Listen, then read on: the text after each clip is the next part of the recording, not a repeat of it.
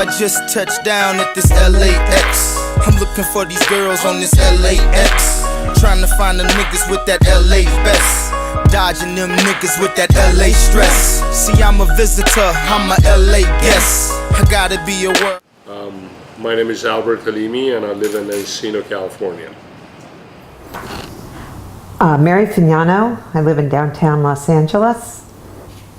Jay Fagnano, I live in downtown Los Angeles. Fagnano is claiming to be the savior here, but that's a bunch of hogwash. He moves in, and Powell is so wound up, he's about to get himself electrocuted on the taser wire. I moved to LA in 1977, and this happened in 92, so I was in LA about 15 years before that happened.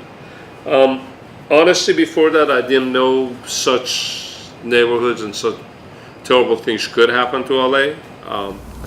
I moved to LA in 1984, which was the most amazing time to move to LA. It was the year of the Olympics. And everything had been done. There was, things had been done at the airport to make it, just a more convenient airport. I still love LAX. I still think it's like nice and compact and it's right there. You're the one. You're the one. I am the one. I love LAX. But I lived in San Francisco, so I moved to LA from San Francisco. And it was an amazing time to move to LA, and I felt like I never felt uncomfortable or afraid, or I didn't know, and I was probably living in a bubble. I'm born and raised in Southern California. I grew up in Hermosa Beach. I moved into LA as soon as I graduated college. So I've been living here since about 1981, but I'm LA born and bred. I was sad. I'm a little too young to remember the Watts riots of the 60s. So I didn't have that as an experience to draw upon or to remember. When people move to LA, their perception is, Hollywood Boulevard and palm trees and beautiful streets and clean cities. You really don't think of LA being that close to LA having issues like that. And my belief is that King does not realize Powell is there. Powell is there to smash him in the face when he gets up to run, and he's getting up to run because Kuhn is in front of him telling him, boy, you better run or else you're going to get an ass whipping. So if we watch this in slow motion, you'll see King suddenly jump to his feet and turn away from Kuhn to run away. Powell, instead of coming forward, steps back and smashes him right in the face with a baton. That's probably the... I was working lunch at the restaurant that I owned, and we were in the middle of lunch, and no, there weren't cell phones, actually. And we might have had it on we certainly had it on the radio. Sometimes we had a little black and white TV in the kitchen. I do remember that we were getting a little bit nervous about it. We were listening to the radio. I think it was the radio. I called the police because we were in the middle of lunch service and we had essentially a restaurant full of guests. And I called the police and I told them where I was, where the restaurant was located, on 3rd Street between Fairfax and La Cienega. And the police said, I still remember this, they said, we cannot guarantee your safety or the safety of your guests. Wow. And I said, we need to close. And I went in the dining room and I said, if people were close to finishing, I said, I need you to pay your check and I need you to leave. And if they hadn't gotten food yet, they maybe were there just for briefly, I said, I'm not going to charge you, but you need to leave. We're going to close the restaurant. This is what the police told us, and you need to get home, just like I'm going to get home. Mm-hmm. And so we emptied out the restaurant in the matter of about 15 minutes. At that point, we started hearing stories that the riots were moving west basically from downtown, from South Central, and things were happening on 3rd Street, and we heard about things getting closer to us. So what we did was, once we got everybody out of there, all our cooks, we just shut everything down. We didn't clean anything. We emptied out the dining room, so the dining room was empty. We had big windows in the front. We turned the lights all the way up, and we locked the doors and left. So I was on a business trip, and I was in Tucson, Arizona, and I was supposed to come home that day, and I called Jay. I don't even think cell phones were big at that point, but somehow I'm talking to Jay, and he's telling me, don't come home and turn on the TV because we're having riots and none of the planes are landing. Looting that store, and now you can see it's on fire. Now this is on the southwest corner of Pico at Fairfax, and then if you swing the camera right on... I own and operate a manufacturing plant. The verdict came out in the morning, I remember. It was sometime late morning, and we started hearing news that there was a lot of unrest and people were starting to demonstrate on the streets, start burning stores, a lot of things, riots was happening. And I remember our building, right behind our building was a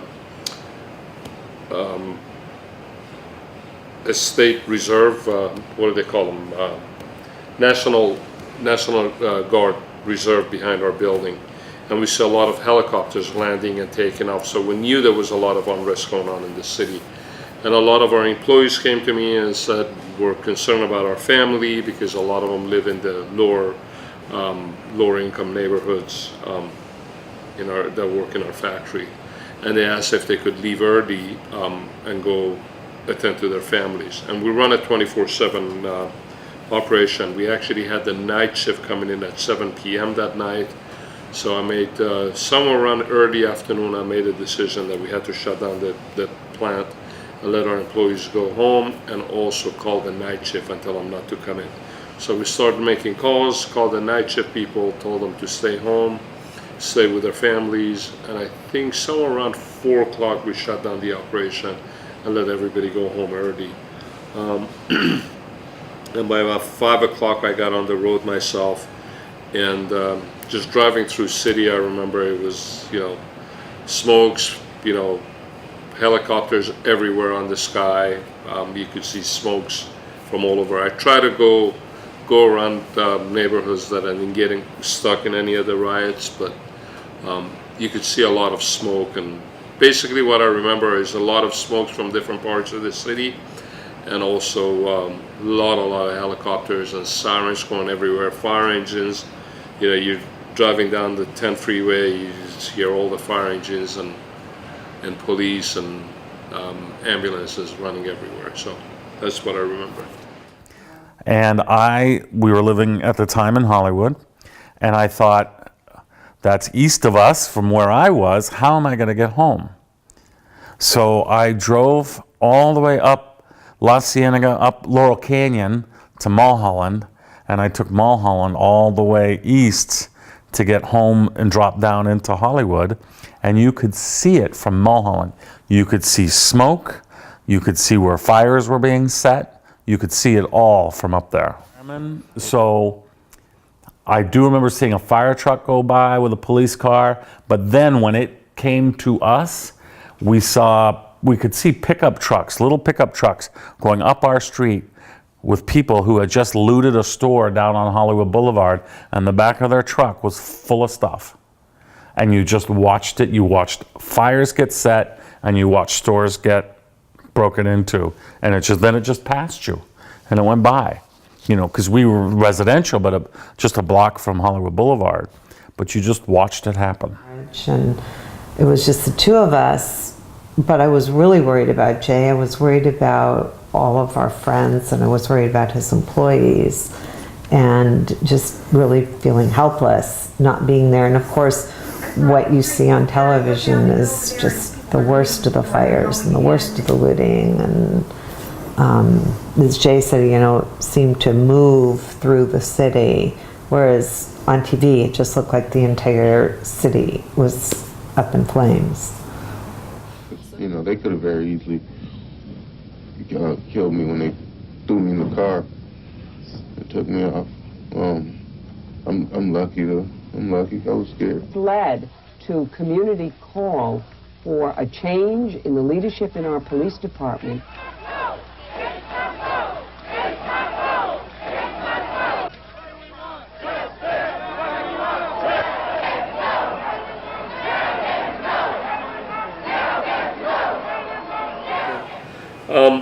Honestly, before that, I didn't know such neighborhoods and such terrible things could happen to LA. At the time, I hoped that it would never happen again, and I'm happy to see that it hasn't to that effect. Yeah, did it change? Yes, I think it changed a lot of people's views about LA that something like that could happen, because it went beyond a lot of the neighborhoods. I think it went up. I remember it went up La Cienega Boulevard all the way up past the 10, which was something very surprising to a lot of people, the riots. It was a pretty large area that the riots expanded to, but yeah, it made a lot of people uncomfortable at that time. I don't know if anybody really moved out of LA because of that. I'm sure people did, made them nervous, but we didn't, my family didn't. We didn't move our business or any of that, but yeah, it changed. I think it changed a lot of views about people. And after being closed for a few days, understandably, business was down. Business was way down. Yeah. And then business, quite honestly, business didn't come back for a lot of us. It came back, the people in the neighborhood came back, but people stayed home. People stayed close to where they lived. And I always said that after those riots, we were a pretty well-known restaurant. We're not a complete destination restaurant, but we would get people from Pasadena, we'd get people from the Valley, we'd get people from the South Bay who would drive into the city to have dinner. And that kind of dried up. We saw fewer and fewer people from the outlying areas. They stayed home. They stayed in their neighborhood. People were scared. You know, what we saw in the news, and then what was the aftermath. Again, I think it was, we became very race conscious. If we didn't think we were before, I think we became more so. And I'm not saying we became more so in a bad way. It just, you were conscious that there were these different viewpoints, and we weren't all on the same page at all. It wasn't, there were just a lot of different, it made me much more, like I felt like the Olympics, when I first came to LA, it was the whole city coming together. And then the riots was kind of like the city just breaking up into all these little pieces. But the big change literally announced, they says, look, we're gonna pull out of those areas. Fast food restaurants pulled out of there. Anything that was affected, they said, look, we can't deal with this, and we're sorry that we're having to pull out of here, but we can't put our stores in an area that we put our stores, our property, and our employees in danger. So, it was a very long and deep wound that they created for their own community by the action that was taken by a few, which how many was a few? A few hundred people, maybe a couple of thousand. I don't think there was more than a few thousand people that caused all the damage that they did. But it was a very long-lasting damage. When you look at LA booming right now, the way it is, it had to get over the riots. It had to get past all of the challenges that existed in order to feel like people do want to live down here and they do want to be a part of it. Say that LA is having growing pains. And I think it's having growing pains because things are happening really fast. And maybe nobody expected that it was going to happen this fast. And maybe we have a lot of problems that should have been addressed before things started going at this pace.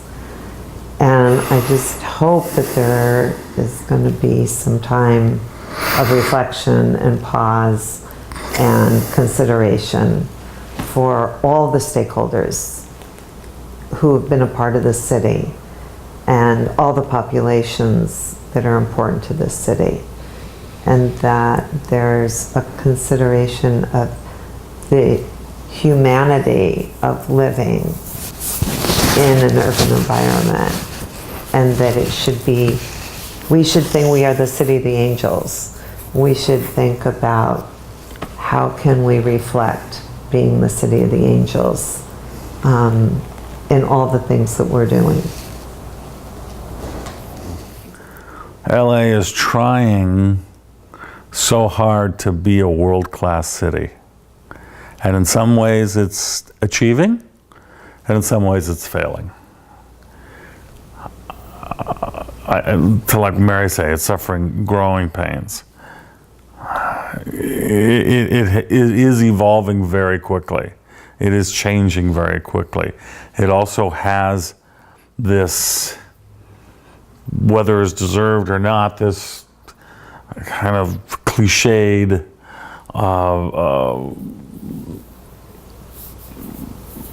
what's the word I'm trying to think of? It's a cliched identity of being solely a movie town, a fake city, the place New Yorkers never want to live in, all of those things. But it's become so much more world class, so much more global, so much more wide ranging. There's such an emerging arts scene in Los Angeles that there wasn't here 20 years ago. There's so much more diversity, so much more global things happening here. It's trying really hard. And like I said, in some ways it's achieving, it's kind of exciting. In some ways it's got a long ways to go. But for a guy that's lived in Southern California 59 years, I'm still pretty optimistic. It's going to happen in my lifetime. We'll see.